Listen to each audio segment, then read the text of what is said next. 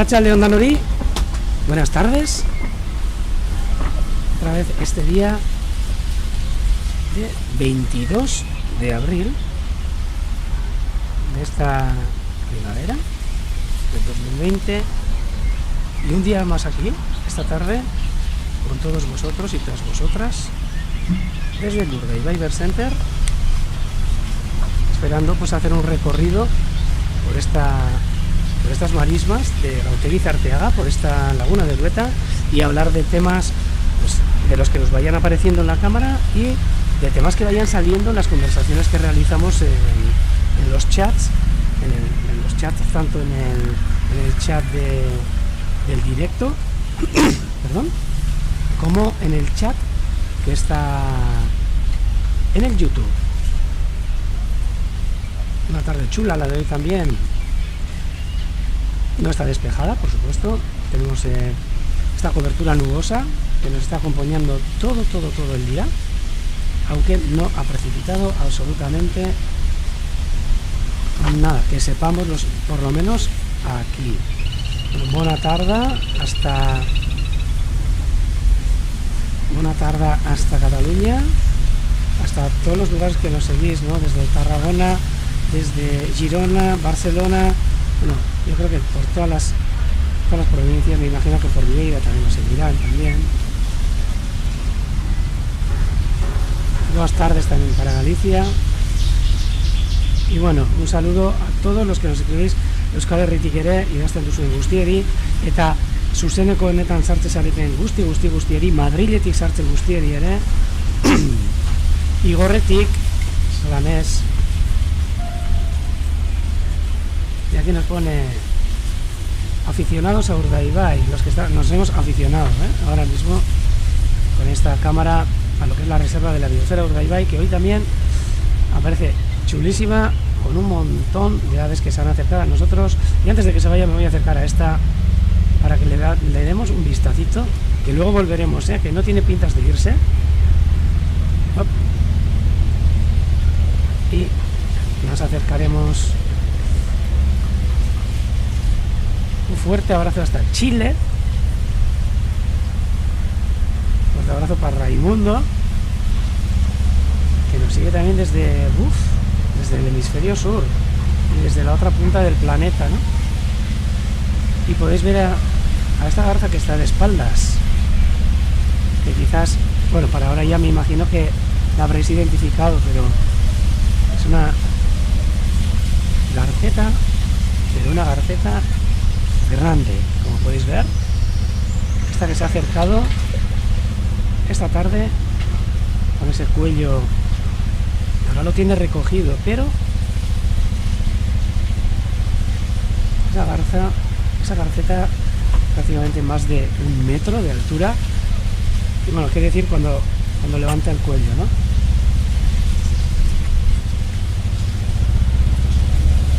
Mira, me encanta que os hagáis adictos a la retransmisión, como decís algunos. Yo no pongo nada, yo solo pongo la voz, pero aquí veis quienes ponen el día a día, y como siempre solemos decir, este es un lugar que para nosotros solemos decir el Urdaibai Bird Center, que es un museo de la naturaleza, pero es un museo vivo de la naturaleza, y en el que las exposiciones cambian todos los días. Y es el caso, ¿no? Y podéis ver a esta garceta grande que acaba de pillar alguna quisquilla, y que está ahora mismo de caza, bueno, de pesca diríamos, en estos carrizales. ¿Veis cómo levanta el cuello? Una garceta real imponente pues por el tamaño que tiene, ¿no? El tamaño que tiene, que ya os he comentado que, bueno, puede llegar, ahora mismo os digo, ¿no? Pero sí, pues hasta más de 1 metro de altura, me imagino que con el cuello sin levantar. Y 1,70, hasta 1,70 de envergadura alar, de punta a punta. Unas garcetas, bueno, una garceta grande imponente. Garceta grande que supuesto, una gros blanc en catalán y la garza branca grande en galego, l'erchuncho andía en euskera, great white heron, great egret en inglés, y me voy a atrever a decirlo en holandés, grote silverreiga. Y si me he confundido, pues que me lo digan, porque sé que esta tarde también nos están siguiendo, y bastante gente, además un grupo de gente desde Holanda, bueno, algunos desde Holanda, otros desde Frisia, desde los Países Bajos, voy a decir. Sé que nos están siguiendo ahora mismo desde la isla de Terschelling, que es de donde van estas bonitas espátulas que solemos tener aquí. Nos está siguiendo Celine, Wanda, y desde las Frisias nos está siguiendo también Petra, Teunis, todo un grupo de gente también amante de las aves, amante de estos entornos naturales, que trabaja con las aves, sobre todo con las espátulas, con los zarapitos. A ver si me da tiempo también a enseñaros alguna foto que me ha mandado hoy Celine de la isla de Terschelling y de cómo han llegado los zarapitos a criar allí. Además hay uno que está anillado, que lo llevan siguiendo durante mucho tiempo, y era una noticia espléndida para ellos, ¿no? Intentaré enseñároslo. Creo que lo tengo en el móvil, en el WhatsApp, y a ver si me daría tiempo en un momentito a poder descargarlo para que vosotros lo vierais. Pero he querido acercarnos a esta garceta real, a esta garceta grande, perdón, que le cambio de nombre cada 2x3, que está aquí alimentándose de esas quisquillas, sobre todo, que ve a ras de agua, ¿no? En la marisma. ¿Veis que el viento ha arreciado? Pero bueno, por lo demás, una tarde bastante chula. Comentaros que hoy está bastante lleno de aves. Nos vamos a acercar primero, vamos a hacer un recorrido pequeño para primero ver las aves que hemos estado mirando o viendo desde este observatorio del Urdaibai Center, que me ha acercado hace nada, un cuarto de hora, a ver si podía observar las aves. Y por supuesto se nos han acercado limícolas, no tantos como ayer. Bueno, también veis que aquí, mirad, y con esto pues un saludo otra vez hasta Holanda, de estas espátulas que normalmente han crecido allí, han nacido allí en las colonias que tienen en esas islas frisias que os he comentado, ¿no? Entonces Helin, Sigiermonicug, un poco en todos los lugares.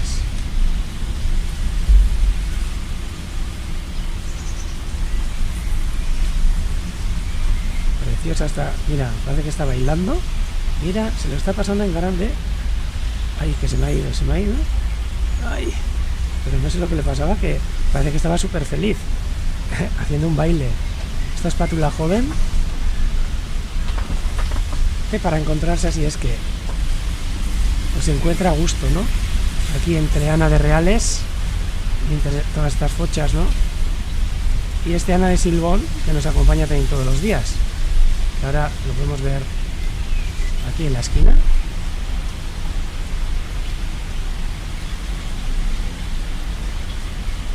Y estas fochas alimentándose.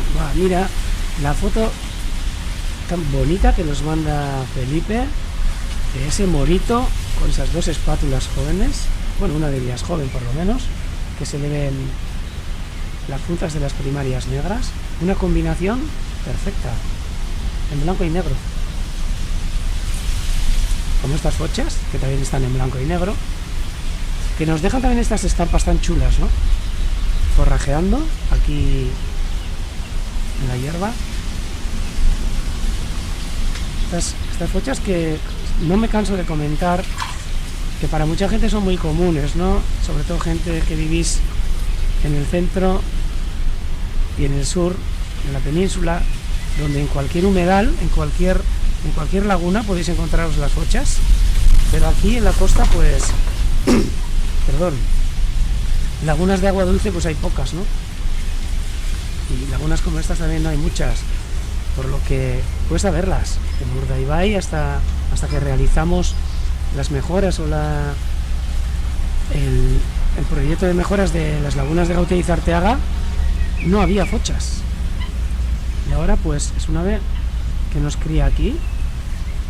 Habrá unas 30 parejas, 25 o 30 parejas que todos los años se acercan a criar bueno, se acercan, yo creo que viven aquí. Estas sí que se acercan, esta que estamos viendo ahora, la cigüeñuela, Cames llargues, en catalán, y creo que patuda, solo que he visto patuda en la guía, pero el otro día la gente también nos comentó otro nombre que se me ha olvidado. Y aquí nos ha puesto también Vicente la focha vulgar en catalán, y aquí nos ponen la gallinola negra, pero me gusta mucho más el nombre que comentó a gente el otro día, que era el de demonio negro, el demonio negro de Abru Beltza.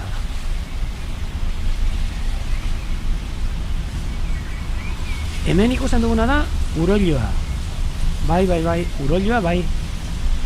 Urolloa, que es la gallineta, gallina de agua, diríamos, o polla de agua. Sí que se ve también durante todo el año, pero ahora, estos días, de haberlas visto pastar, bueno, pastar no, forrajear en estas praderas que veis aquí,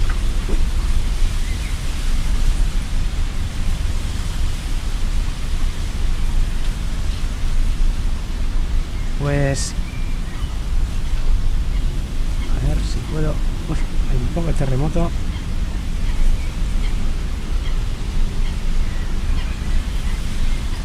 De haberlas visto forrajear entre las fochas todos los días, ahora mismo se retiran a todos los asuntos de la cría, a los nidos, y cuesta un poco más verlas. Todos los días vemos 2 o 3, pero se han retirado bastante a lo intrincado de los carrizos y a las zonas de agua dulce a criar. Estoy hablando de las gallinetas o de las pollas de agua, la galiña de agua, pero urolloa, euskeraz. Hau, copeta zuria. Copeta zuria, que quiere decir frente blanca en euskera. Focha vulgar o demo negro.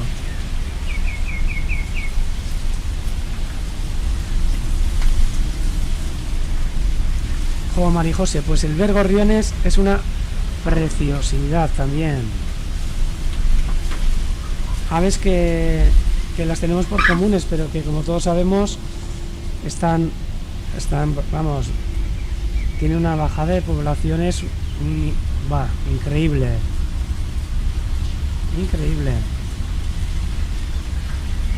por los que podemos estar orgullosos de poder ver ese gorrión que Mari José, una foto chulísima que nos ha mandado, una chimenea con un gorrión.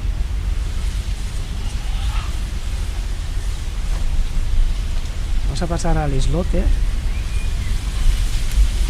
que hoy estaba bastante chulo. Ha subido la marea, por supuesto, porque es ahora mismo a las 6 de la tarde, prácticamente era la pleamar, a las 5:30.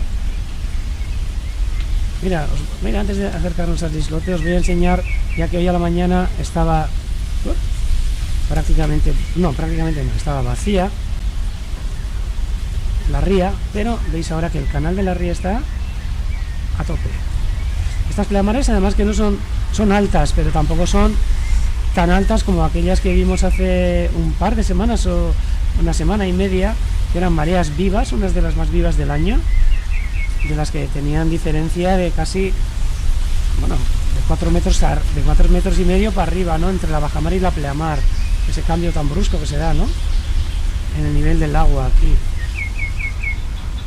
Pero ahora vemos que está justo ahora más o menos la pleamar, y todas las aves que han estado antes a la mañana alimentándose en la marisma, pues se nos han acercado, y vamos a a disfrutar un poco con ellas, ¿no? Como estos cantos que se oyen del archive común.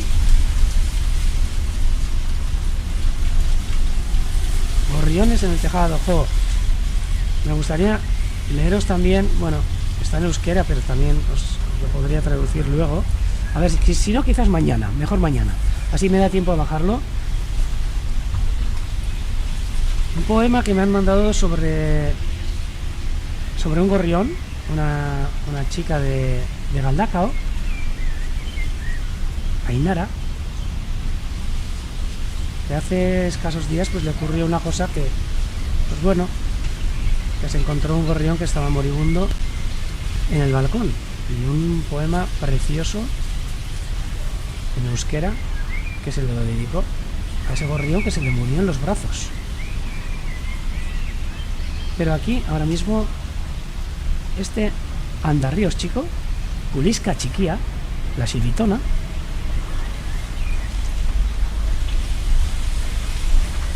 y el Bilurico bailón, por supuesto. El Bilurico bailón, el Common Sandpiper en inglés y el Overloper en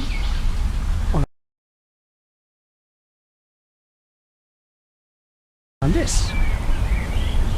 Un vinícola que ahora mismo está bien paradito, se habrá cansado porque toda la mañana han estado y no han parado. Vamos a ir despacio porque hay bastantes cosillas en este islote, como esta cigüeñuela, Arratsaldeon, Arrastion, Durangora, ¿eh? Opa, José, tú tranquilo que aquí te esperamos, y luego además ya sabes que aunque llegues tarde subiremos todas las retransmisiones a YouTube, a nuestro canal, y podréis volver a verlos allí, o si no, rebobináis también un poquito dentro de las 12 horas siguientes y podréis llegar otra vez a donde estábamos, ¿no? Aquí, como todos los días de marea alta, estos andarríos, estos archives claros, las gambas verdes, los biluricos claros, Kuliska zuriak. Hemen danak atxeden hartzen, descansando. Y mira qué chulo la visita que recibe Beatriz desde en su balcón.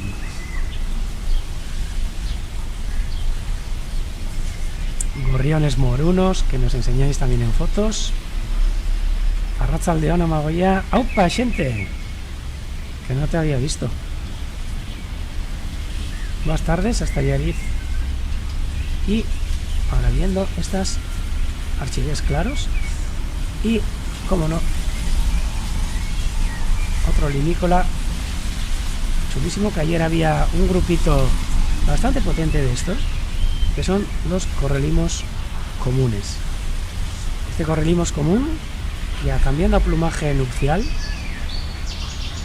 de la subespecie Shinsi, de esos correlimos que, como comentamos ayer, pasan el invierno en zonas de África, de Mauritania, Senegal, en la costa oeste africana, y se dirigen ahora mismo hacia zonas de Islandia, Groenlandia, incluso más lejos, a criar algunas poblaciones que hay también en el Báltico. Y desde luego, mira, sí, los gorriones sí que nos merecen un gran respeto.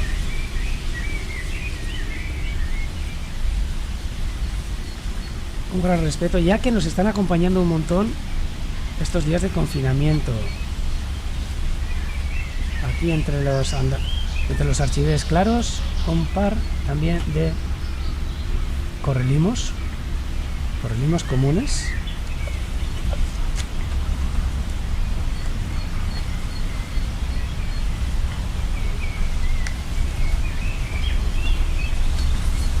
El terril varian.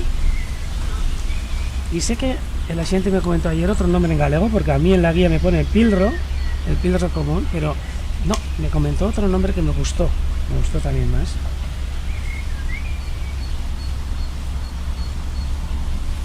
También nos comenta Carmele que, bueno, también tiene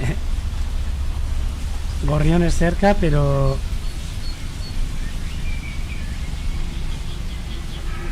que le viene también un petirrojo, un chanchangorri en euskera, un pez roig en catalá, y pues que le viene en el chanchangorri todos los días.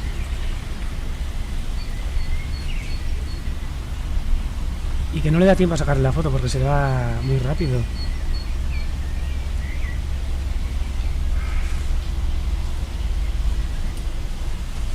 Además esos chanchangorris y esos petirrojos que cada vez que entran en un comedero muchas veces se hacen dueños y señores del comedero. Mira, aquí podemos ver una gaviota reidora, una gaivota llorona, una gavina vulgar, que ya le está cambiando ya el plumaje de verano. Vemos esta joven que está aquí, estas dos, que todavía tienen las plumas marrones. Joven. No, sí que no lo tenemos por aquí. Y mira, y este joven también de gaviota patiamarilla, que veis, es una ave nacida el año pasado, con estas plumas marrones. Si vemos normalmente a las gaviotas adultas, veréis que el dorso es gris, pero en este caso veis que tiene todavía todas las plumas de juvenil. Tiene que ver con esas plumas marrones. Esta gaviota patia amarilla.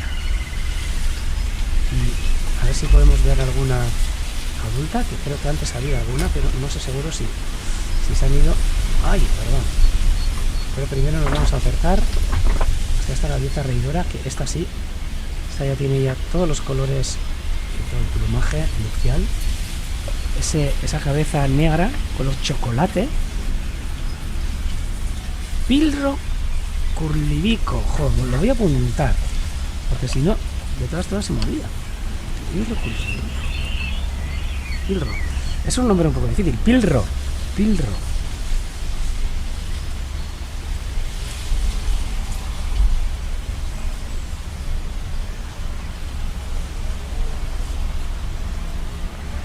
Sí, y nos está comentando la gente que están desapareciendo muchos gorriones, y sí, hay una enfermedad.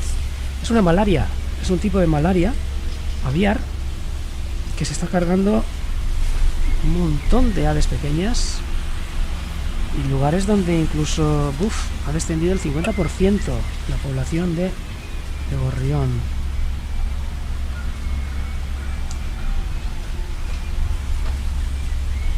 Y bueno, y eso que se sepa, ¿no? Porque son aves que pues bueno,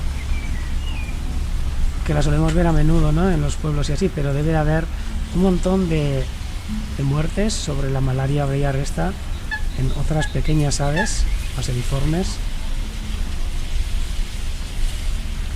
y que, como no, como la malaria, pues es una enfermedad. Ah, mira, nos vamos a acercar primero a este. Es una enfermedad causada por la picadura de un mosquito.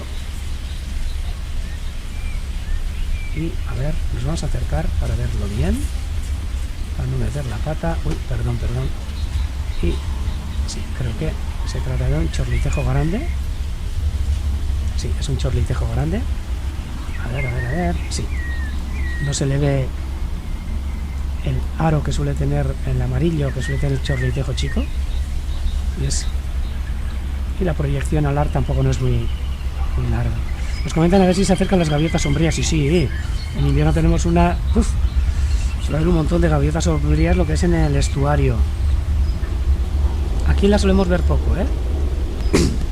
Arca tú.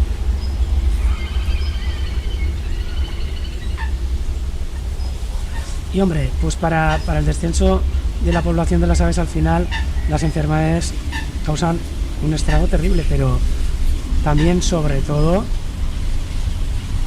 el cambio de hábitat. Como está cambiando los hábitats y el uso que se hace de las tierras, ¿no? Toda esa agricultura intensiva está causando verdaderos estragos. Sí, yo creo que la malaria aviar, aquí nos comenta Lola, afecta a un montón de aves. Afecta a un montón de aves. Sí. Y la Bonaparte, la gaviota Bonaparte, comentaros que hay citas y se suele ver de vez en cuando, pero no es común, por supuesto. Como veis, hoy bastante divertido.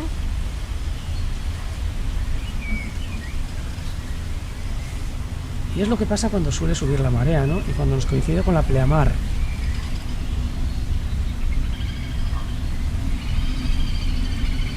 Un saludo también hasta a Maggi.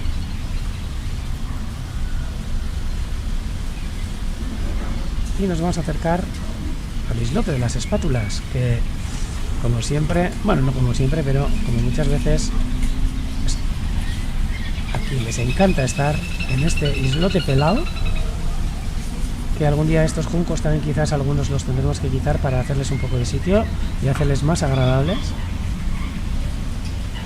donde ahora mismo se encuentran 7 espátulas, no, 7 no, 8. 1, 2, 3, 4, 5, 6, 7, 8 espátulas. Hay que contar las patas. Y aquí hay 4. No, hay 1, 2, 3, 4, 5, 6, 7, 8. 8 espátulas. Ese sí, chorlitejo chico, que tiene el anillo ocular amarillo. Y nos comentan a ver si no hay ánades. Sí que hay ánades, pero solo ahora mismo los ánades que tenemos, los que nos han quedado son los ánades reales, que ahora mismo la gran mayoría de los que podemos ver son machos, ya que las hembras están en todos los trabajos de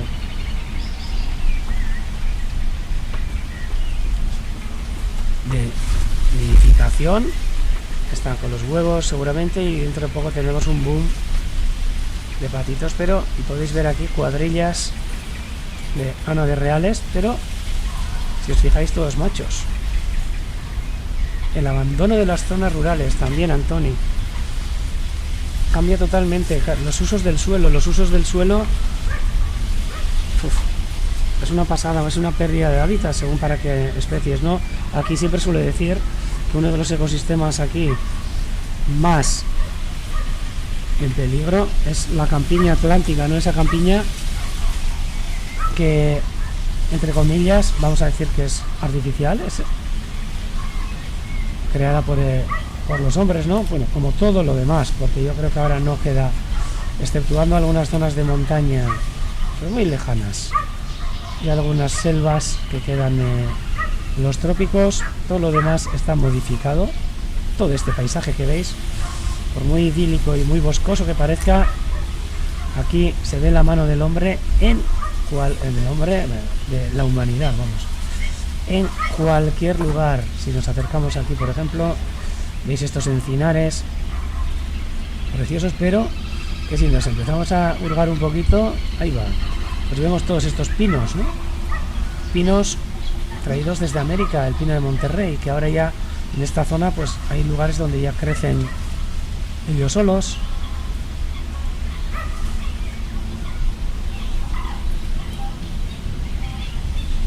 También de vez en cuando podemos dar algún eucalipto que fue traído desde Australia. Y bueno, todo este encinar producto del uso de este terreno, ¿no? De estas moles calcáreas, o sea, calizas que tenemos aquí, calizas urgonianas.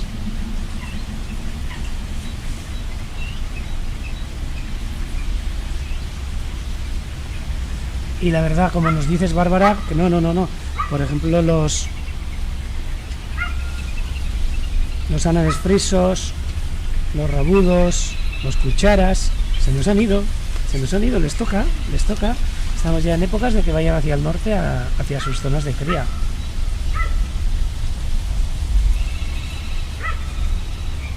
También, hoy estamos comentando un montón. Mira, hoy que es el Día de la Tierra, estamos sacando unos temas especiales para este día, que son de todas las modificaciones que estamos realizando, ¿no? Y de todos los problemas que estamos causando. Y la falsa acacia, que también aquí tenemos un montón ya, entre comillas, naturalizada, diríamos. Jo, María Rosario, qué bonita la foto que has mandado. Nos comenta también Luis. Te doy toda la razón. La desaparición de insectos. Que muchas veces no nos damos cuenta, pero están desapareciendo. Se han hecho estudios en Alemania, en zonas de herbazales y así, solo para ver cantidad de saltamontes en herbazales, en campas, ¿no? Y se ha visto que desde hace una época aquí ha bajado increíblemente en lugares donde casi prácticamente han desaparecido los saltamontes, cosa que era aquí, por lo menos en el norte, súper común ir andando en una campa y ver cómo te saltaban los saltamontes por todos los lados, ¿no? Que os voy a comentar también no sé si os acordáis, pero hace años, por lo menos aquí, yo me acuerdo que cuando éramos críos solíamos irnos hasta... para nosotros era súper lejos, era hasta La Rioja, en coche, con nuestros padres y madres, y solíamos ir, y de repente, bueno, me acuerdo que llegábamos a San Asensio, que estaba a hora y media, bueno, entonces estaría más, por esas carreteras, ¿no? Y luego a la vuelta, cuando llegábamos con todo el parabrisas lleno de insectos que nos lo habíamos aplastado ahí mientras íbamos con el coche, que entonces tampoco se podía correr mucho, en un mini Morris, me acuerdo, y pues íbamos, y luego había que limpiarlo todo el frente del coche, y ahora mismo te cruzas la península y tampoco es tan exagerado, cada vez se ve menos, ¿no?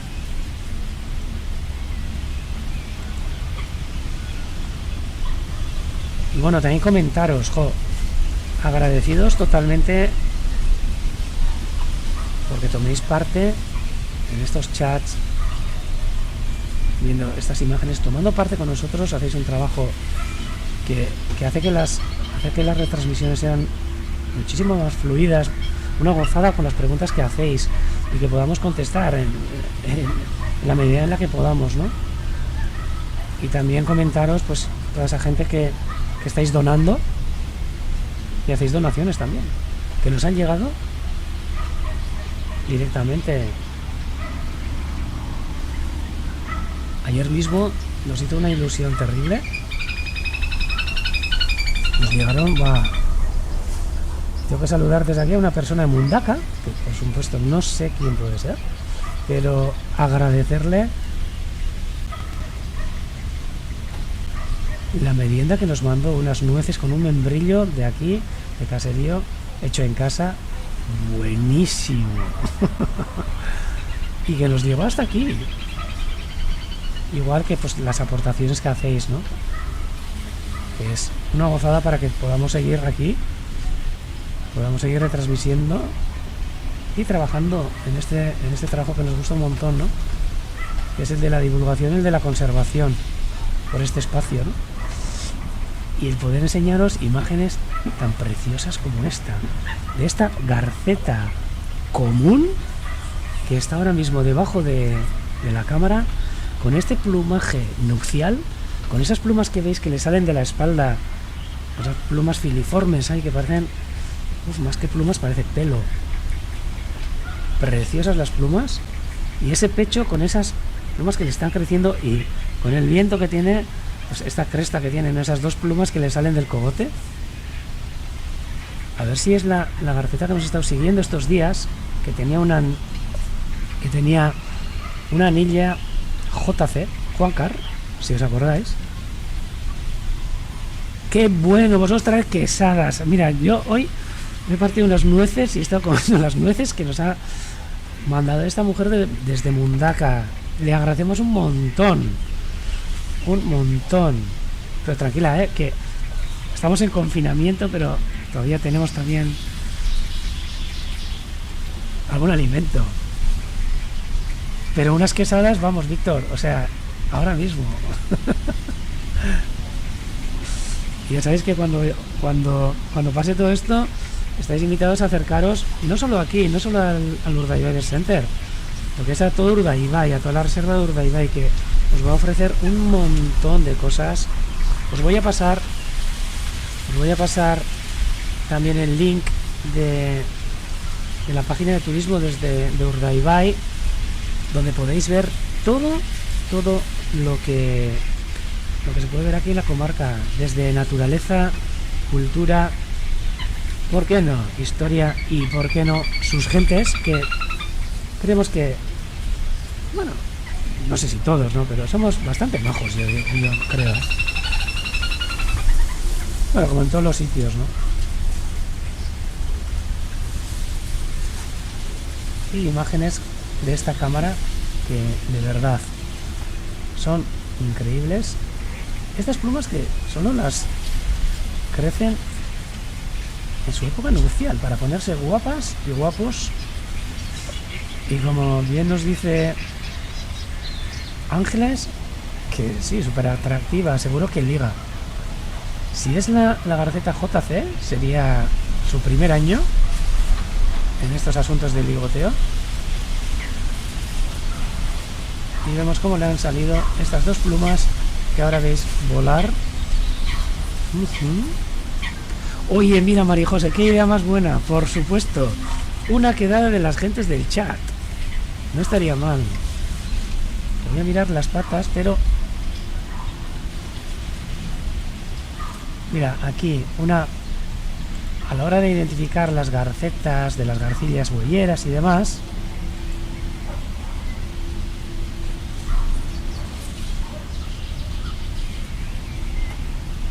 aquí veis estas patas amarillas, que no me había dado cuenta de lo que estáis escribiendo, pero que con nuestra cámara podéis verlas perfectamente. Parece que las ha metido en un barreño con pintura amarilla, ¿no? Justo lo que son los dedos hasta la unión. Pues los plumajes nupciales normalmente, pues hasta después de la cría. Luego, además, estas aves, normalmente muchas de las aves, después de la cría, lo que hacen es empiezan a mudar todas las plumas del cuerpo.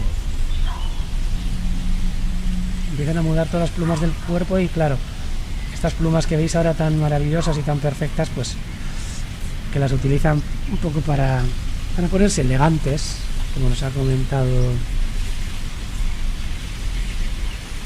Carmele, pues luego tampoco les sirven mucho en invierno, ¿no?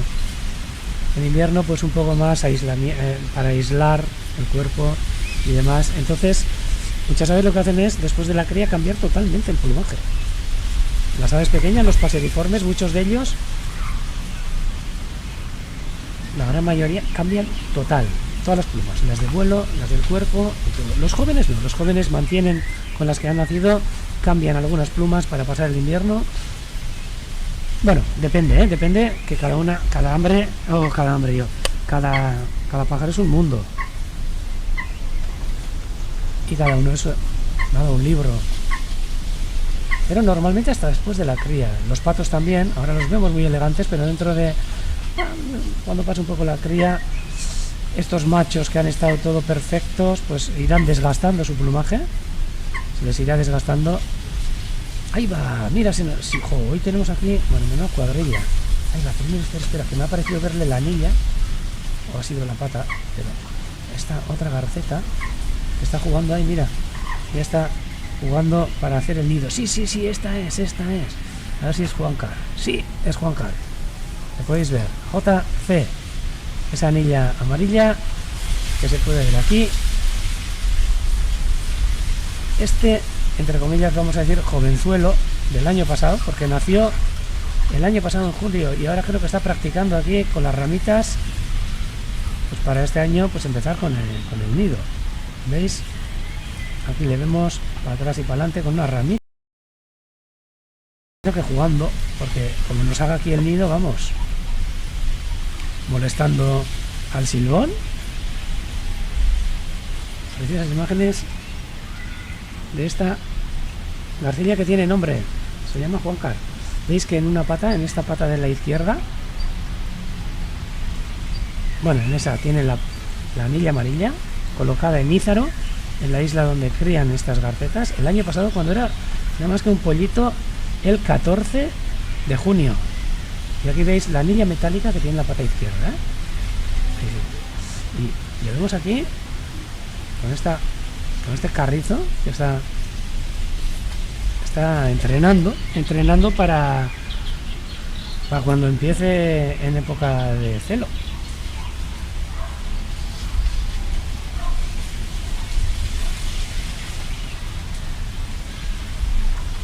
Esta también. Joder, que si será una gozada. Enrique... Uy, Alberto nos comenta, a ver, encontrar las plumas estas.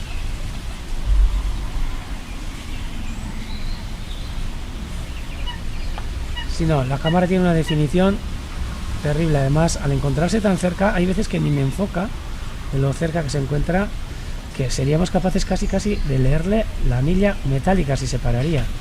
Bueno, sin casi, la leeríamos. Pero solo que veis que me cuesta.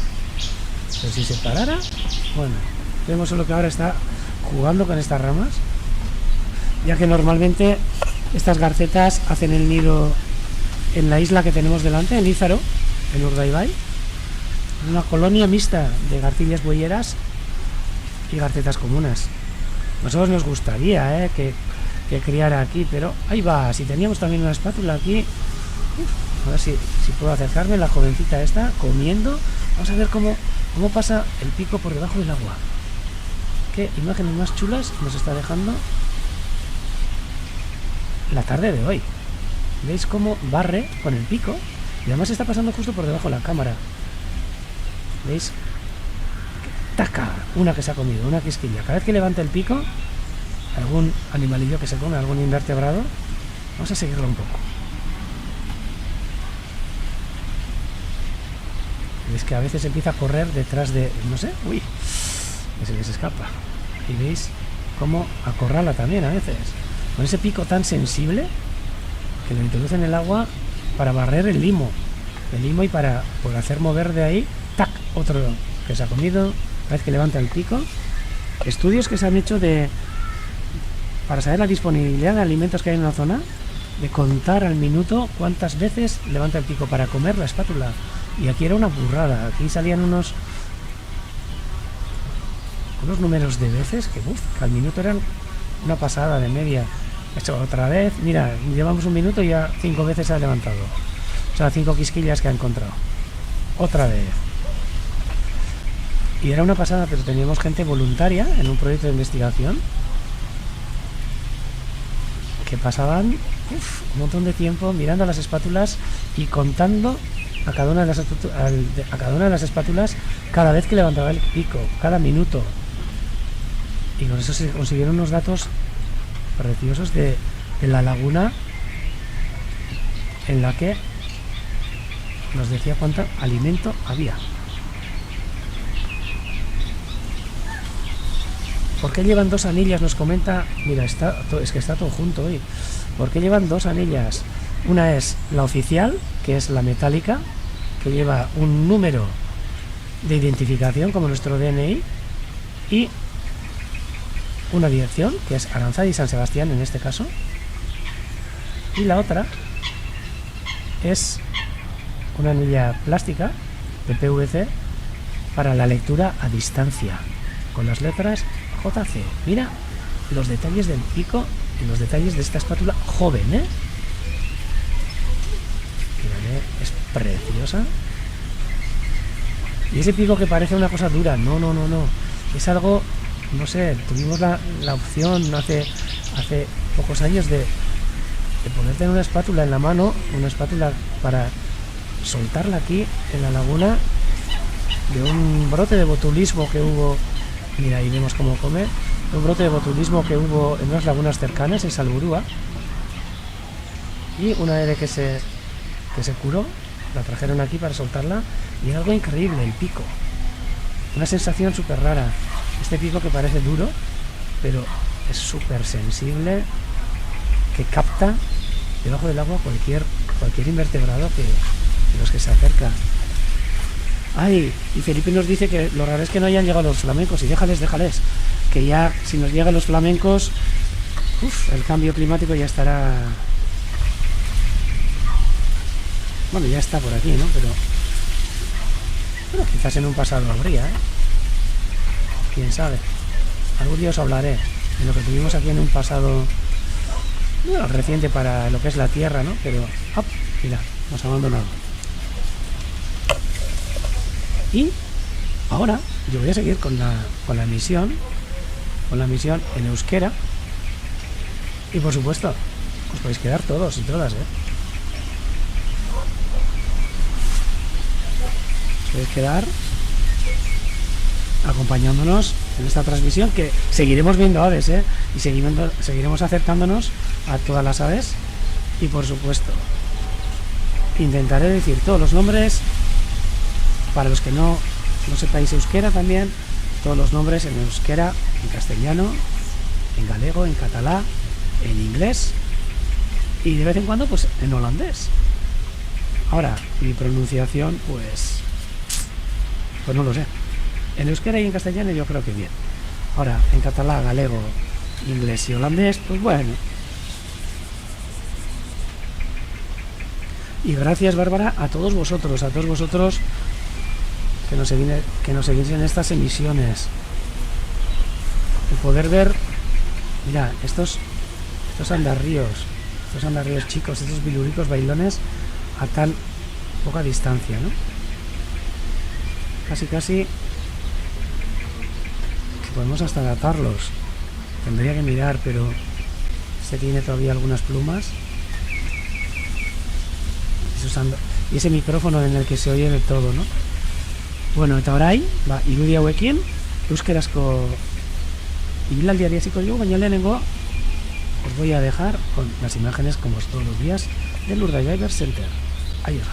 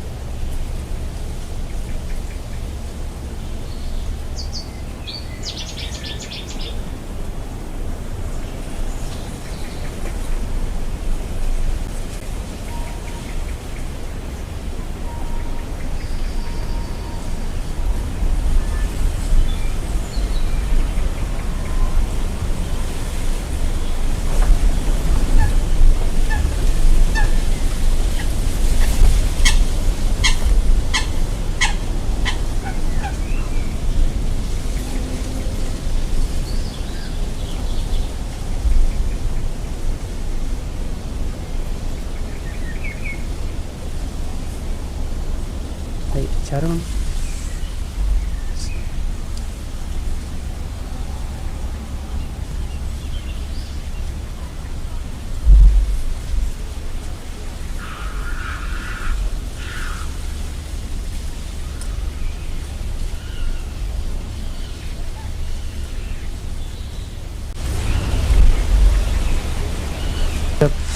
Mikrofonoari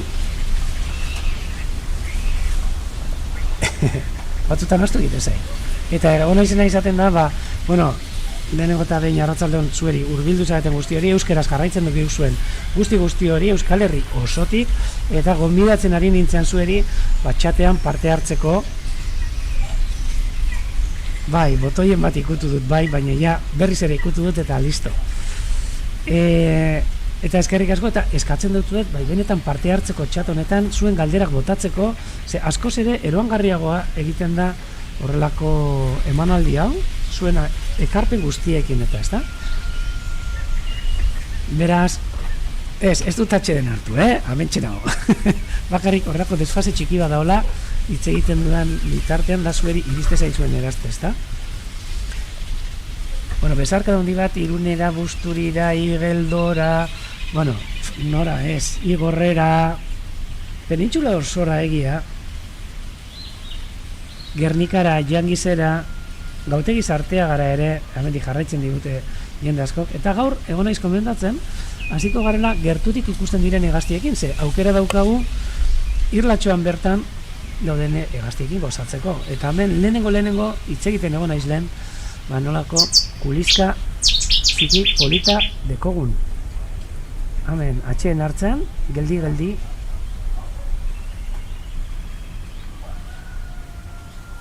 Iruñara ere. Haupa, Iruña. Eta hemen, detaile guztiarekin nola ikusi genitzaken, kamera azpian gelditzen diren hegaztia. Haupa, Jesus, forura arte ere, bezarka hundi bat. Kulizka txikia, Andarrios txiko. Come on, San Paipa. Ui, zaiz edartatu zaion. Ikaratu da. Xibitona, 3 xibitona daude, ikusten dituzue. 3 kulizka txiki, edo biluriko bailon, baina orain nekatuta daude, ladirudi eta dantzak utzi dituzte. Atxeen apur bat hartzeko, ze goizosoa ibili dira, bueno, ez dakizuen nola ibili diran. Ditu zelako lumaje politak. Kasu honetan, esango nuke, begiratu beharko nuke ondo, baina lumaje hau heldu batena dela. Horrelako izar estiloko luma hauek. Figatu zaitezte, nola honek, horrelako luma dauzkan, puntan bukatzen direnak, gezi batzuen puntak ematen dute, figatu beltza ikusten denea. Suposatzen Maria Rosarizuk ataundik, ezta? Ataunera ere, Bilbora ere noski Gasteizera, figatu honek, badauzkala horrelakoak, baina hemen badauzkala beste batzuk ere, holan, M antzeko irudia daukatenak, eta gozen, hona ere, dutila adinen kontuan ere jarraituko dugu. Eta honek ere, hortxe, gezi puntak izango balira moduko luma koloreak. Andoaina ere, ditu andoainekoak.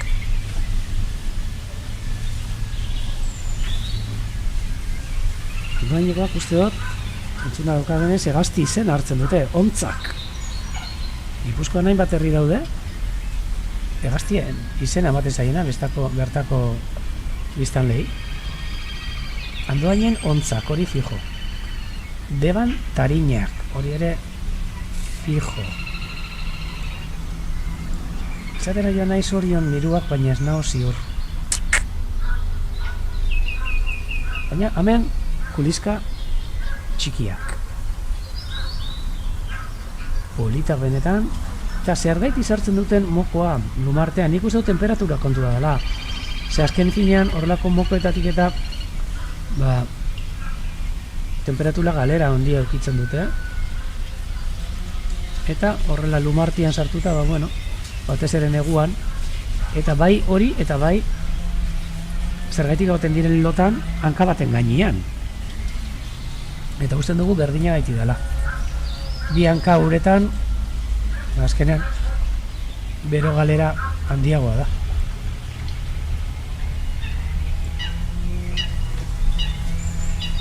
Anduain, zuemat. Ui.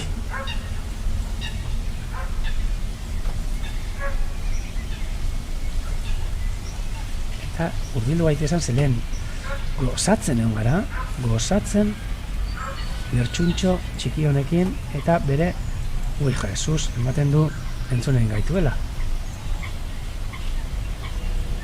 Bereztuan, ura edatera etorri da, eta justo joan da gainera kuliska txikia zeuden lekura. Fijatu zaitezte zelako, eske zoragarri da, Zoragarri.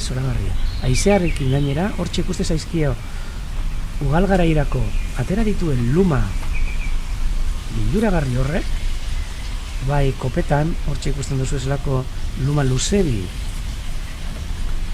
ateratzen zaizkion, lepoan ere ikusi dituzu horrek luma firukara horiek, behitu horrentxe arrotzen denean eta bentan polita gertatzen da, eta izeak atzetik emoten dionean ere, lertxuntxo txikia, garzeta komun, garza branca,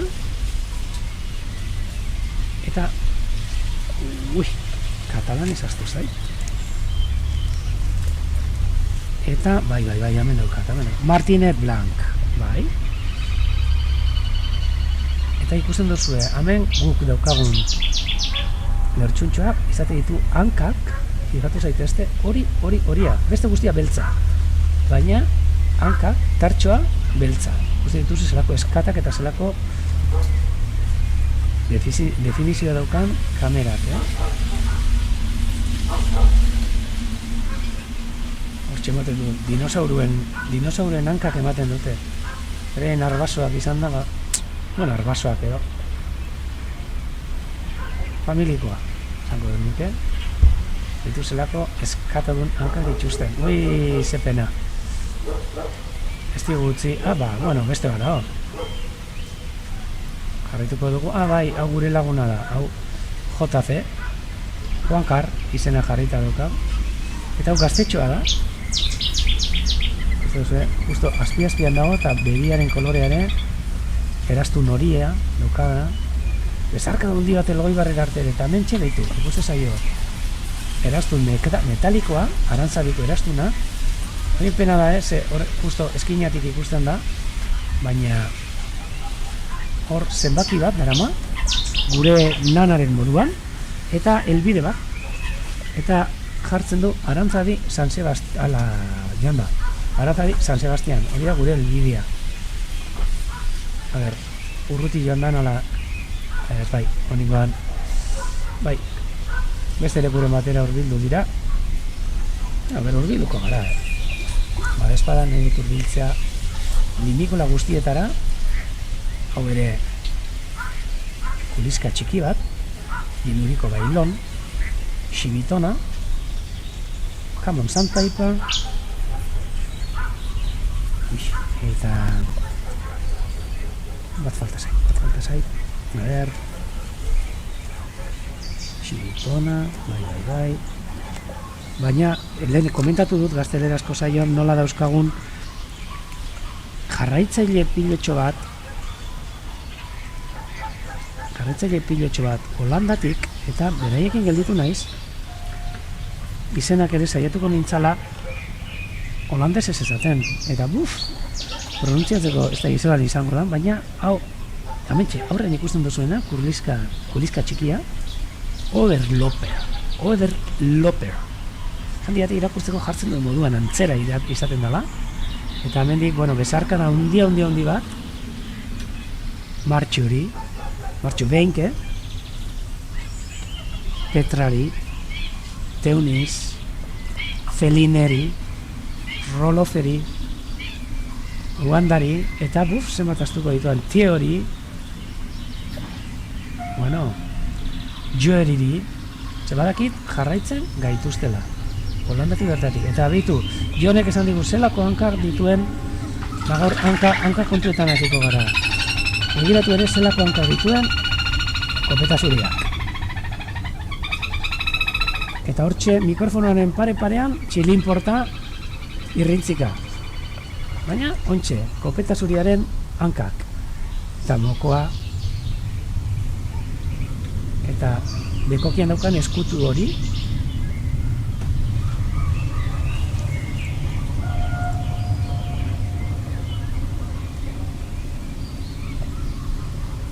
Eta beti esaten duen moduan, pantufla moduko hanka hauek.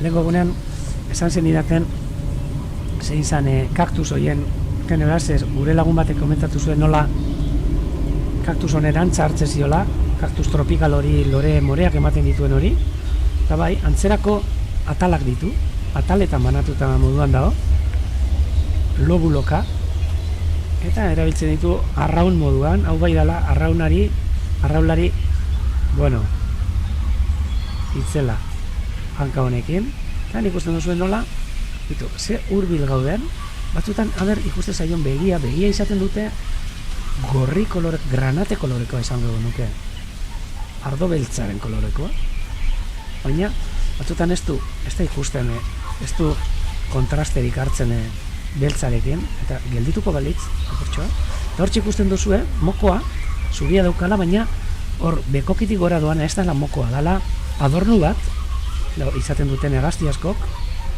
eskutua edo ditze zaio, eskudete, gazteleraz. Eta, hau da, kopeta zurien ezaugarri bat. Horreitik izena ez da. Fotxa, pulga, fotxa komun, demo negro ere, galegos.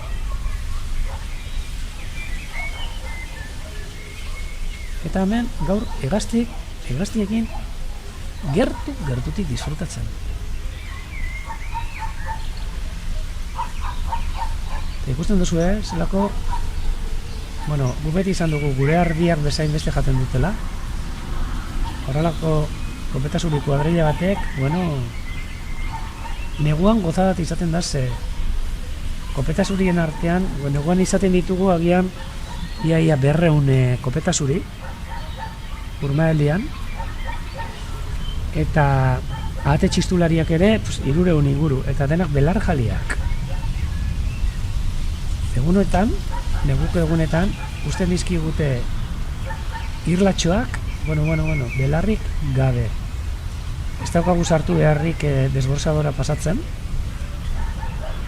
eta ikusi duzue, irlak eta garbitu ditugunetik, hegaztiak askoz ere gehiago, hurbiltze zaizkigula, erakargarriago egiten baizaie horrelako lekutara hurbiltzea. Eta hankekin jarraituz, gaur hanketan fijatuko gara. Lehen ikusi ditugu lertxuntxoaren hankak, orain ikusten gabiltza kopeta zuriaren hankak.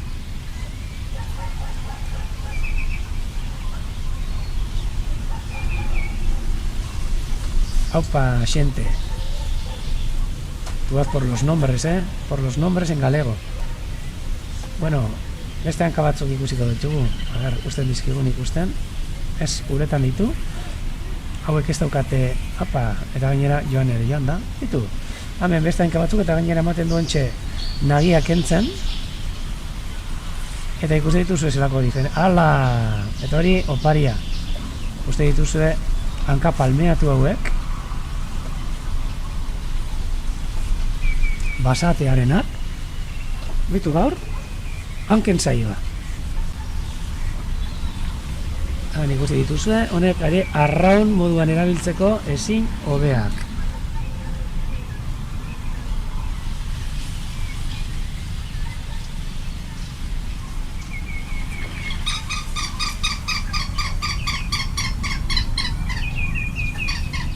Hor, ondoan entzuten dana, mikrofonoan, hor txentzuten dira kuliska zuriak, kopeta zuriren bat edo hor.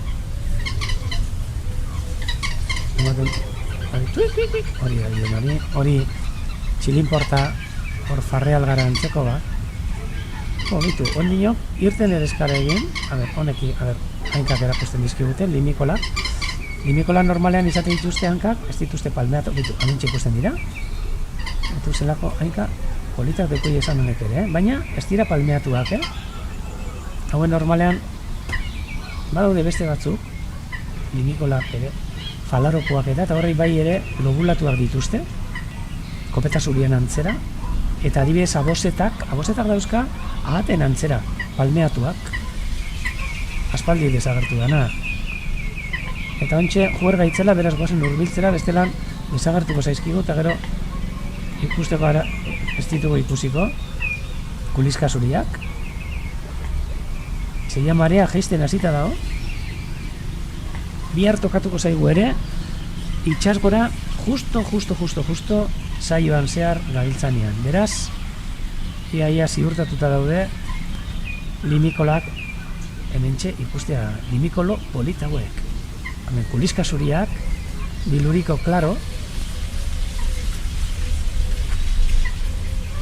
green chunk, ingelesez, gamba berda, katalanez, grumpot, a ver, txarone, segundo txoa, hau behin begiratu behar dut, gamba berda, eta grumpot truita, holandesez, otruita dira kuliskak, eta hemen, lehen esan dugu moduan, hauek hanka baten gainean lo, seguruenik beroak ISS egiteko, hainbeste gintzan. Aber, jarraitzen duten gure artean, beste limikola polit bi egon dira lehen.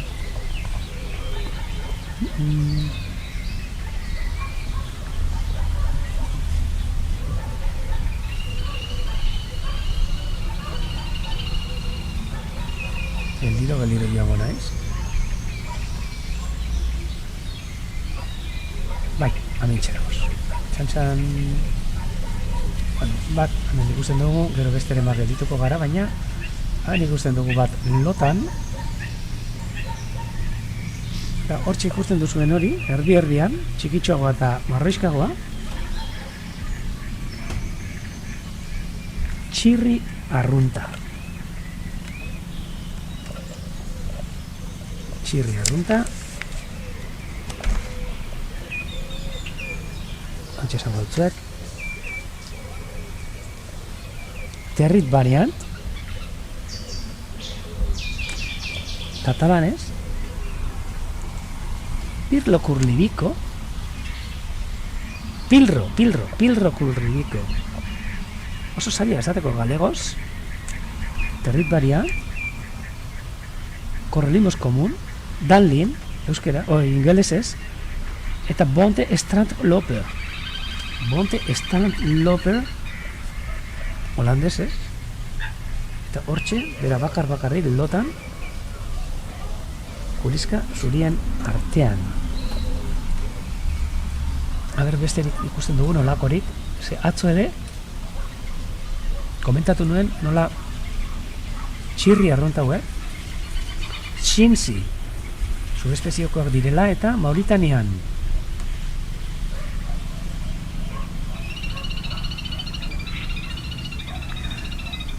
Mauritanian egoten dira negua pasatzen eta orain bertorantza hurbiltzen dira gero hemendik oraindik bidai itzela daukate Islandia eta Groenlandia arte iristeko. Pentsa zelako bidaiak egiten dituzte. Hemen beste bat, ertzonetan. Eta honeri behintzat, mokoa ikuste zaio. Ikusten duzue, kuliska txikiaren antzekoa direla, baina hauek marroizka dira, behitu, zelan kamuflatzen diran, istingorren estilora, baina azpitik beltza daukat,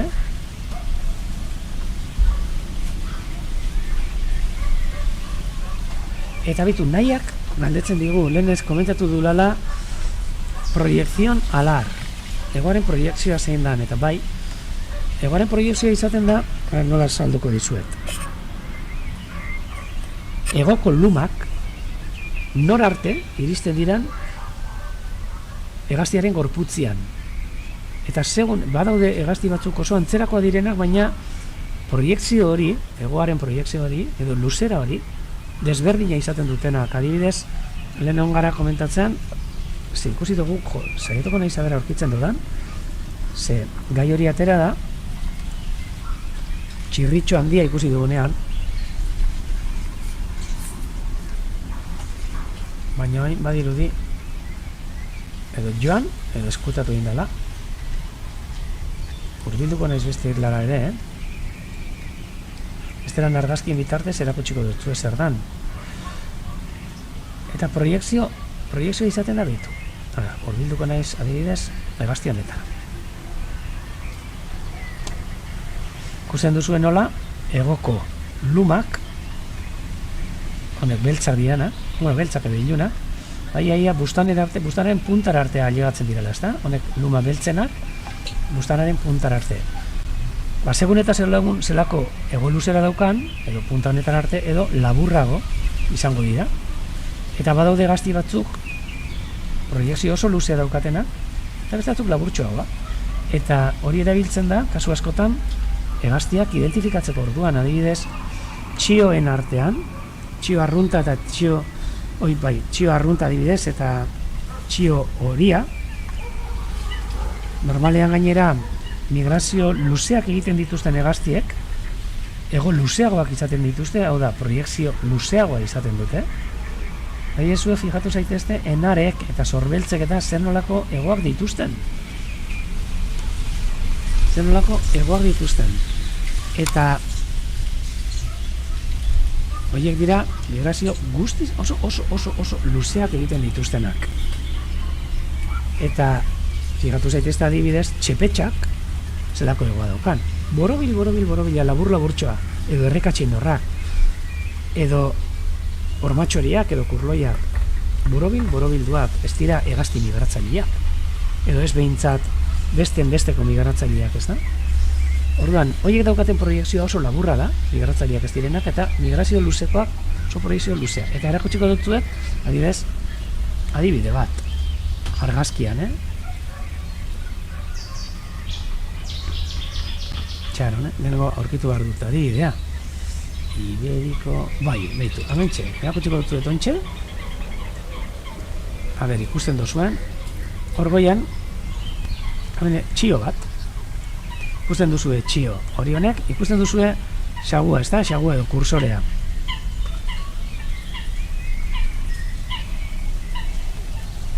Hemen ikusten duzue proiekzioa zer dan. Hemen ikusten duzue egoa, nola datorren, bustana, eta egoak zer nolako luzera daukan onarte. Hau da txio arrunta. Migratzailea bai, normalan ez da Saharati bera joaten, baina badago bat, txio horia, erakutsiko dut dena ontxe, eta bitu zelako proiekzioa daukan. Oso ego luzea ikusten zaio. Oso luzea. Konparatuz txio horiarekin. Biak jarri alditu dan, hartuko dut amendik. Txaron ikusten da leku batetan, zer ez dela. Ikusten duzue, kasu honetan lumak asko pasatzen direla bustanetik. Ez da kasurik politena erakustekoa, baina, saiatuko naiz txio iberiarra dago hemen. Zaren daukaguna... Eta bestea joan zait, hauen. Txaron, Bekoan txio iberiarra, eta goian txio... sartu nahi hemen dio batetan, ontxe. Bean txio iberiarra, eta goian txio arrunta. Espezie guztiz desberdinak goikoa, penintxulan gelditzen da, migrazioetan, baina bekoa oso antzekoa, eta Saharatik bera joaten da. Kasu honetan, lumak, egoko lumak askoz ere luzeagoa dira, naiz eta hau ez izan, marrazkiri politena, baina, saiatuko naiz hau ipintzen, hau ipintzen baldin badu. Kasu honetan, egoko lumak askoz ere luzeagoa dira, hau transahariarra da, eta hoxe da, egoaren proiekzioa. Hazelako anabasa sortu dut zueran. Baina, saiatuko naiz saltzen beste modu baten, beste egun batetan, errezago. Pentsatuko dut, holan argazki on batzurekin, proiekzio hori buruz, eta horrela jakingo duzuen nola identifikatzen ditugun ere hegaztiak, ez da? Askotan.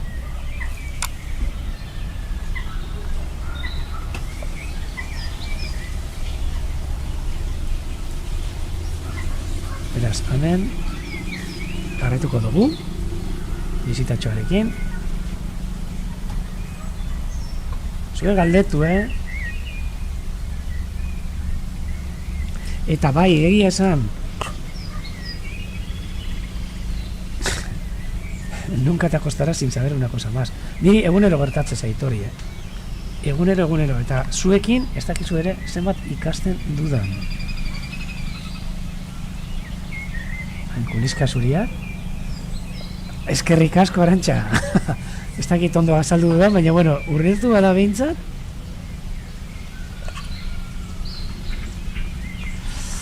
Ai, galdetzen digute ere YouTubeko hortik landa txatetik ea jarri albadugu bertan ere euskeraz ingelesez edo identifikazioan. Baina, klaro, ez dakit denborarik emongo didan, dana egiteko. Baina... bai... jarri barko genuke. Bestelan, komentatzen diot Pedrori, Pedro A.jodar, normalean hizkuntza guztietan esaten ditu dala. Eta kasu honetan adibidez, hementxe. Txirri arruntak eta kuliska zuriak. Correlimos comunes 2 y andarríos, archivedes claros. Bilurico claros. Esto sí que es muy difícil. A ver. Pilro curlirico 2 en galego y biluricos claros. Gamba verda y Territ varian.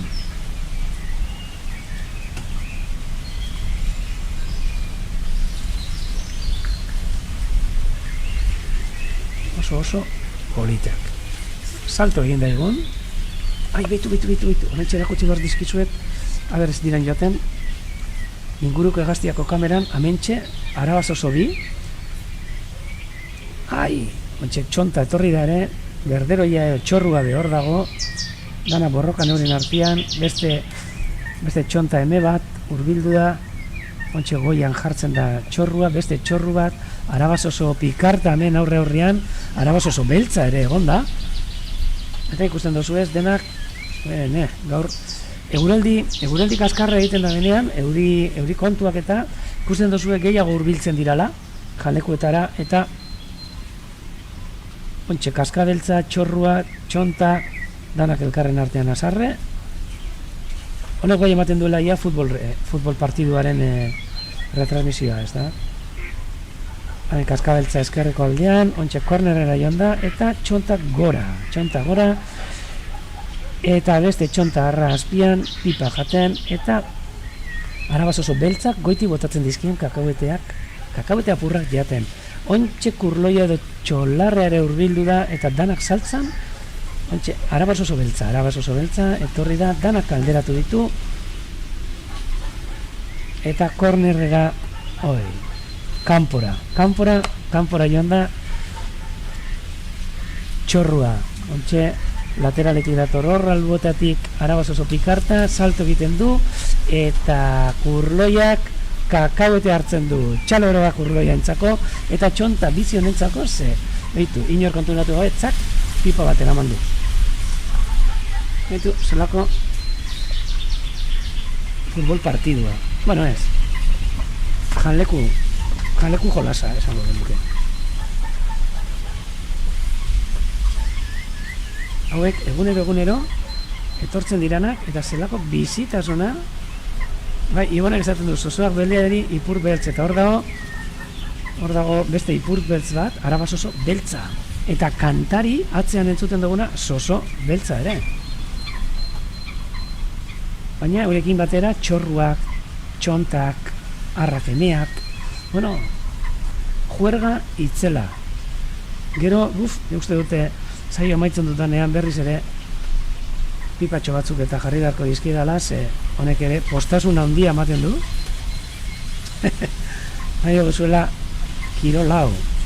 Bai? Egia esan, etxetik ateratzen garenean,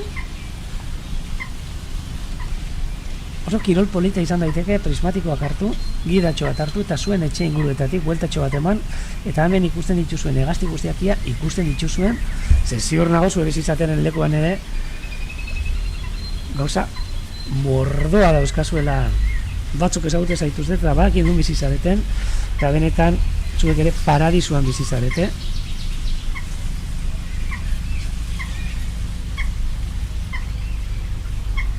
Ai, Pedro, erakutsiko dizkiot los mosquiteros. Moskiterak izan dira txioak, erakutsi ditut, baina ez dut zer dan zer esan, eta beraz, ipiniko dizkiot Pedrori, berriz ere, moskiak. Eta moskiteroen artean edo txioen artean dauzkagu. A ber.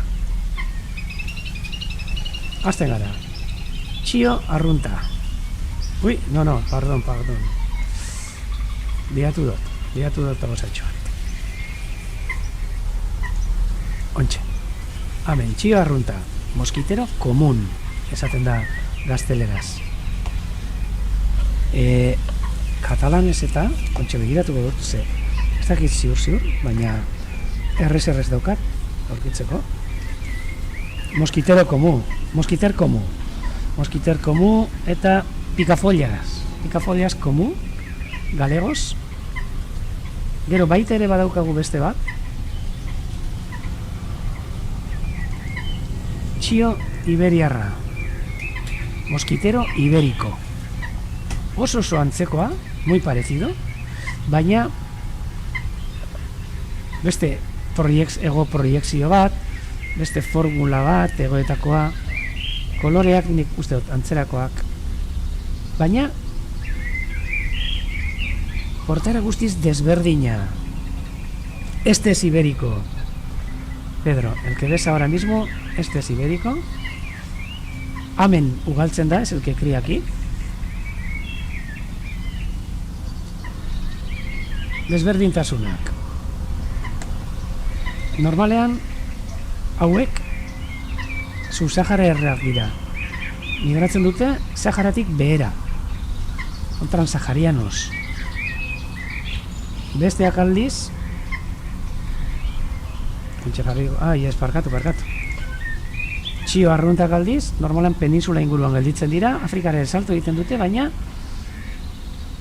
presahariarrak, gehienak. Gurean, nik uste dut hemen, urdai baina bilarik ez duela egiten, iparrera joaten da, proyección alar más corta, patas más oscuras dira, baina honekin ez da fidatu behar, hankak iluntxoagoak, txikiagoak ere. Moskitero edo txio horia, moskitero musikal, transahariarra, ego luzera oso handia, egoko proiekzioa oso luzea. Ez du abiarik egiten hemen, no cría aquí, Europa erdialdean eta iparraldean. Eta guk bakarri migrazioan, hori bai. Milaka pasatzen dira gure inguruan migrazioan. Eta gero, badaude beste batzuk oso bereziak diranak, adibidez, parkatu. Txio marrabikoa. Moskitero bilistado. Oso hegazti berezia, Siberian eta abia egiten duenea, Asia ipar ekialdean, Kantxapka inguru harretan eta negua pasatzera, Indotxina eta Asia egoekialdera joaten da, baina horretariko batzuk, ez dakigu, batzutan enredatu edo egiten dira, eta gure ingurura ere etorri aldira. Eta hau, amentxe estazioan, gure eraztunketa estazioan, harrapatu izan genuen, txio marrabiko bat. Musikal siempre en paso. Eta hau ere, neguan, txio marrabikoa, aunque urteren batetan, gogoratzen dut Malagan edo nonbait ikusi zela, Mercadona batetan.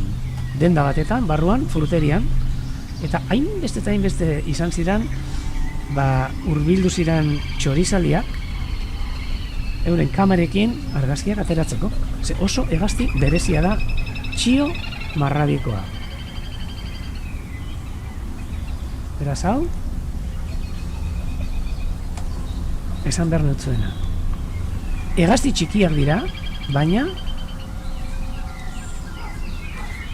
Felipek esaten digu, berak ez duela ikusi txio marrabikoa. Txio marrabikoa ikustea, benetan luko bat da. Guk hemen harrapatu genuen ere guretzako sorpresa itzela. Galdetzen digu haber, bilistado hori edo marrabikoa, ea hemen Urdaibain ikusita dagoen, bai. Esta foto de aquí está sacada aquí mismo en Urdaibai, la del mosquitero bilistado, en la estación de anillamiento. Eraztunketa estazioan bertan ataratakoa. Ez da oso usu ikusten dana, baina amentxe.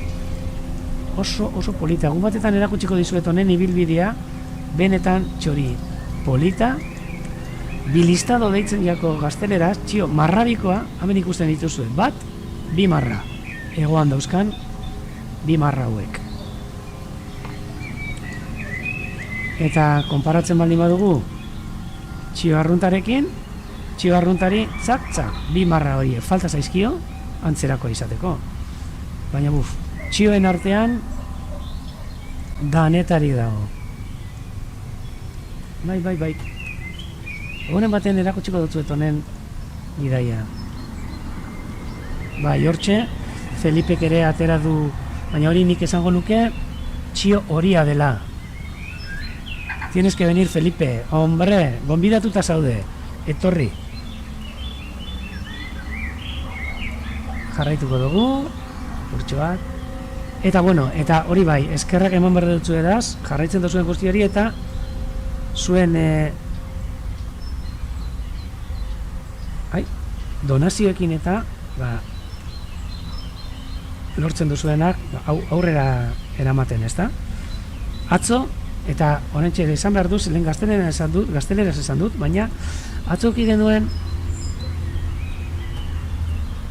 oso donazio polita mundakatik bialdu zizkiguten intxaur poltza bat, intxaur gozoak benetan, hemen basarrin batetakoak, eta irasagarra, membrilloa, meriendarako.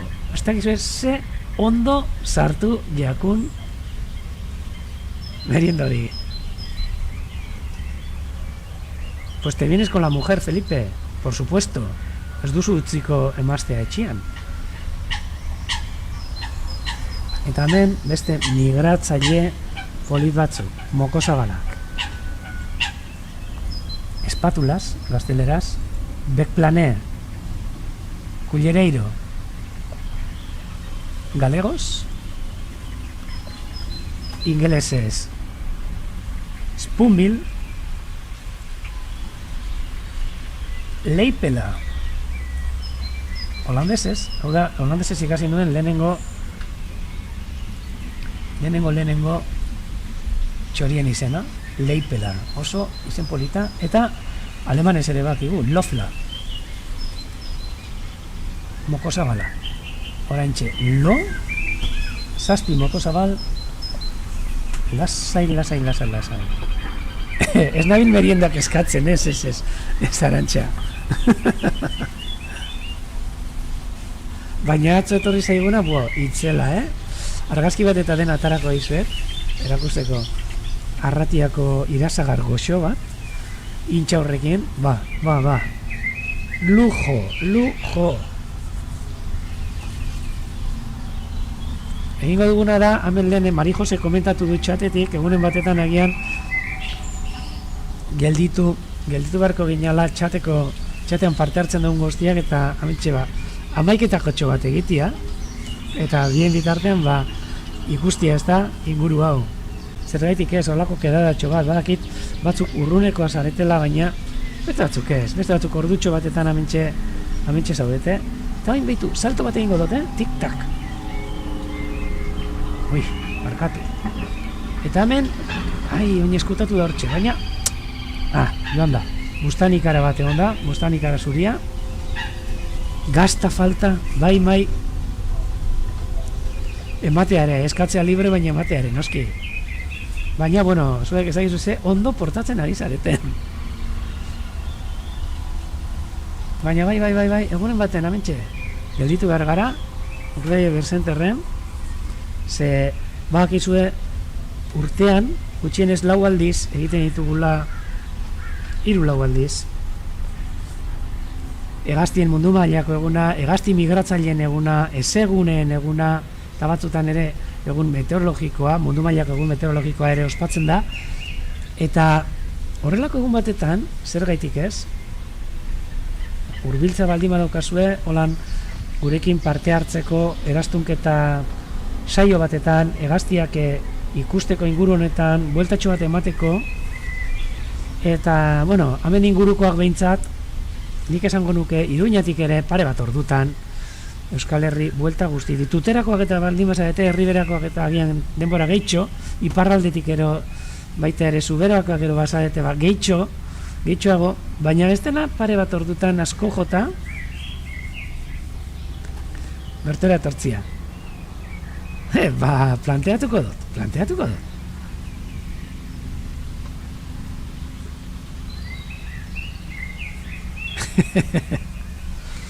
Eta arratiatik, klaro, txorizapurtxo bateaz da etortzen bazarete, itzel. Agian behitu Violetak esaten dugun moduan, txataren eguna antolatu behar dugu. Eta orduan bai, benetan, ni neu ere preste egon nintzake zuen gida izateko, baina ja zuzenea. Jo, Perseidak ikustea, Perseidak hemen gozada bat ikusten direnean hor abuztuan, egoten gara eta kedadatxoak egiten ditugu, ze garai horretan bolondresak eta etortzen dira asko, eraztunketa kanpainak eta izaten ditugu, eta hementxe inguruko landatxo batetan itzel ikusten dira Perseida horiek. Batutan hobeto beste batutan ezain beste, zebakizue, hemen gure Stratocumulus stratiformis opacus hori sarritan etortzen zaigun lainoa da, eta hortxe aguantatu beharra izaten dugu batzutan. Arantzaditik ere oso gau politak eramaten ari izan dira, egunotan ere, izarren gauak eta ospatu dituzte, atzo arainon, virtualki izan behar izan, baina bakizue egiten direla izarrek ikusteko eta kedada batzuk. Falta zitzaiguna, gaur arratsaldean eskara urbildu. Den txirriekin eta ibili gara, baina behitu, egunero aurkisten zaizkigun, agertzen zaizkigun mingorrak, iztingorrak ere, amentxe elegante, berain lumak atontzen, benetan politak, iztingorrak eta enaiz negatuko ere esaten, berain izenak bakatu katalanez Becadel, komu Becacina, cabra galegos eta topatzen dudan segundotxo bat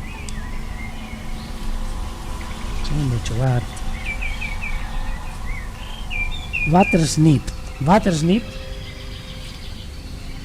Dutch edo holandesez oso polita eta beti izan dut zuet badakit batzutan errepikatu egiten naizela, baina jarriko dizuet ere zer gaitik Becacina cabra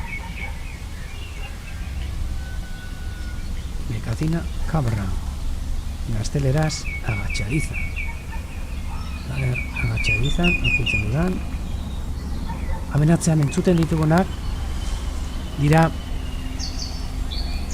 kulizka zuriak, baina oin agachadiza edo iztingor edo mingorronen kantua.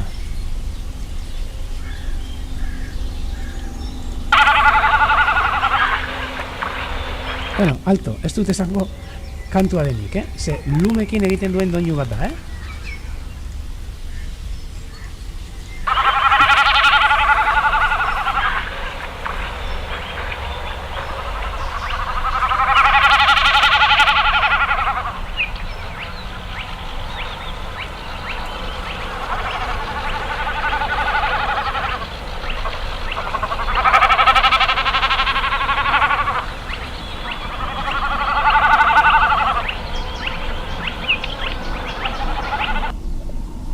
zelako doinu berezia egiten duen. Ikusiko ditugu ere, ze datorren astean eta beste hegazti batzuk ere euren zain gaude, ondinok ez ditute azalduko hemen, baina euren zain, eta egunen batetan egingo dugorlako monografikotxo bat, hegazti horiekin, barkatu. Monografitxoko bat, ze orain dinok orain zatak etortzeko dauzkagu, antzandobi arruntak ere etortzeko dauzkagu, eta bueno, orain dinok zenbat hegazti ikusteko eta ezagutzeko aukera izango dugun. Hemen, kopeta zuria kasarre, entzuten dira mikrofono ondoan. Eta bueno, nik noek irudi honekin oso gustora, egon nahi zuekin. Ai, itxaron. Zuekin ez dut ikusi. Hemen, bai, bitu. Hemen, ez, Mokosabal bi orantxe hasi dira jaten, pentsatu dut lertxuntxo handia izan dela, baina hemen, bueno, komeriak egiten, moko hori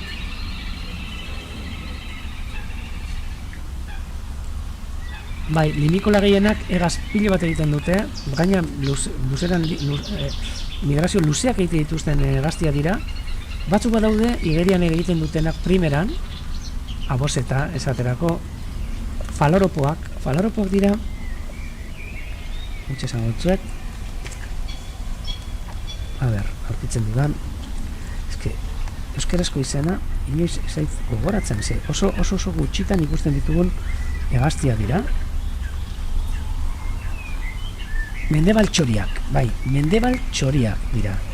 Falaropo dira, limikola modukoak oso politak, eta horiek oso ondo igeri egiten dute, erakutsiko dutzuet horretariko bat. PH... segundo bat. Eta honekin bukatuko dut, zeiak eta ateradan galdera. Falaropus PH betxo. Erakutsiko dutzuet. Ez dira holan argazki itzelak, baina limikola polit bat oso gutxitan ikusten dena. Erakutsiko dutzuet, hemen. Zelan ikusten dena. Ez, hau argazki hau ertxaitu gustatzen. Bueno, hau ez dago oso ondo, baina hementxe erakutsiko dutzuet, hortxe iruditan. Oso arraroa den limikola bat, igerilaria, itxasuan eta goten dira normalean, mendebal txoriak dira. Oso moko finak, eta badaude batzu gainera itxasuan ia gelditu ere zirenak egiten bakarrik abiak eta egiteko. Hemen ikusten duzue, mendebal txori bat, oso urrunetik aterata, eta hemen kulizka handi baten ondoan, ikusten duzu ezelako polita mendebal txoria. Jesus igerilari bikaina. Eta bere lagun bat oso kutsitan ikusten dena, eta guk hemen behin baino ez duguna ikusi, hori bai argazki batzuk ere atara genizkion. Eta hemen ikusten duzue alde batetik kopeta zuria, oipar Jesus zankaluzea, beste atzean kulizka, bernagorria parkatu, eta hemen atzean mendebal txoria, baina ez naiz, zelan dokan izena honek, mendebal txori oso berezia dena, hemendik oso gutxitan, behin bakarrik ikusita. Falaropus Wilson mendebal txoria. Escuraflascons, eta katalanez da Falaropo de Wilson galegos. Hemen ikusten duzu ere, Falaropo de Wilson hori, hortxe, polita benetan, baina argazkiak ere aldire modukoak. Oso polita. Falaropo de Wilson mendebal txoria. Hemen txirrien artean. Beraz? Bai, egaz ikusi ditugu, bai. Mimikolak eta ontxe entzuten dira gainera. Eta utziko zaituztet mokosabal politonekin, janari bila mokosabal heldu hau, leskartian, eta bihar arte, fins demà, hasta mañana, and see you tomorrow. Beraz, gero arte da hori.